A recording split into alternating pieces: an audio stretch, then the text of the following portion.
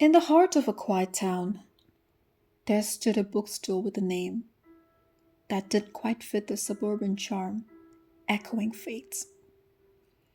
It was the kind of place you'd walk past 100 times without noticing.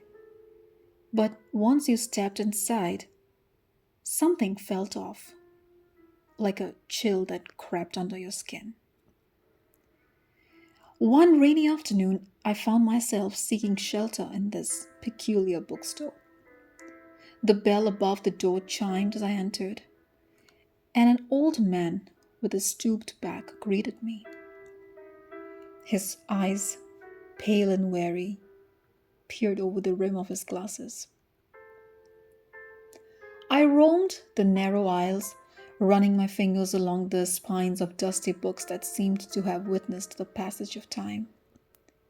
Then, there it was, a plain, unassuming book, simply titled Destiny's Quill.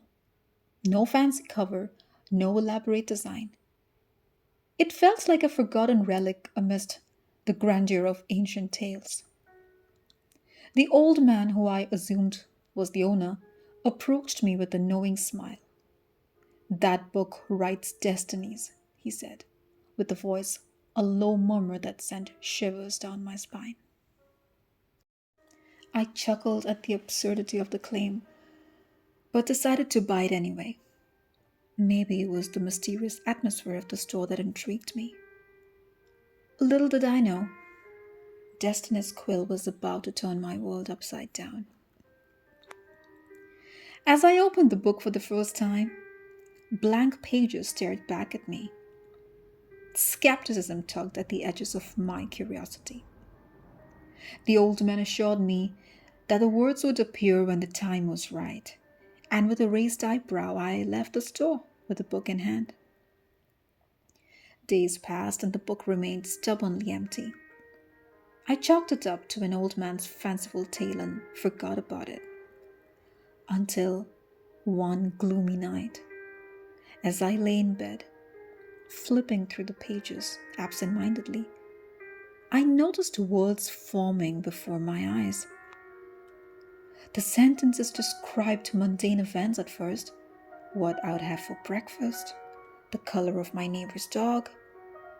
But as I turned more pages, the words took a sinister turn, detailing accidents, tragedies, and an impending darkness that sent a chill down my spine. I couldn't believe what I was reading. Destiny's Quill wasn't predicting the future, it was writing it. The words felt like chains, binding me to a narrative I never signed up for. Fear and curiosity waged a silent battle within me as I continued to read, unable to tear my eyes away. The turning point came when I reached a page that spoke of a looming danger, a threat that would befall someone close to me. Panic gripped my chest, and a name emerged on the page. A childhood friend, Lisa. In a frenzy, I rushed to Lisa's apartment, hoping to warn her to change the course of fate. The streets were empty, the air thick with tension. As I reached her doorstep, I felt a cold breeze, as if the universe itself held its breath. The door creaked open and I found Lisa lying lifeless on the floor. Destiny's Quill had etched her fate in merciless detail. The book, once a mere object of intrigue, had become a harbinger of death. I stumbled backward, the weight of guilt and sorrow pressing on my shoulders. The words echoed in my mind. The book wrote destinies, and Lisa's destiny had been a tragic finale. Days turned into nights, each page of the book foretelling doom for those I held dear. I became a prisoner of Destiny's Quill, desperately trying to alter the course of events, but the inked words persisted, indifferent to my futile attempts. One evening, in a fit of desperation, I decided to destroy the accursed book. I tore at its pages, threw it into a roaring fire, and watched the flames consume the words that held my friends hostage. The air filled with the acrid scent of burning paper, and for a moment I felt a flicker of hope. But the next morning, a Destiny's quill sat on my bedside table, unscathed. It seemed to mock my feeble attempt to break free from its grasp. The pages, now airily pristine, held new predictions, darker and more ominous than ever. The book had tasted blood and it craved more. I couldn't escape its clutches, no matter how hard I tried. The deaths it foretold became a horrifying reality, each scene unfolding with a chilling accuracy that left me numb. One night, as I read the latest predictions, I saw a vision of my own demise. The words described a shadowy figure, the taste of bitterness, and a final gasp for breath. Fear gripped my heart as I realized the inevitability of my fate. I decided to confront the old man at Echoing Fates, the one who had introduced me to this cursed artifact.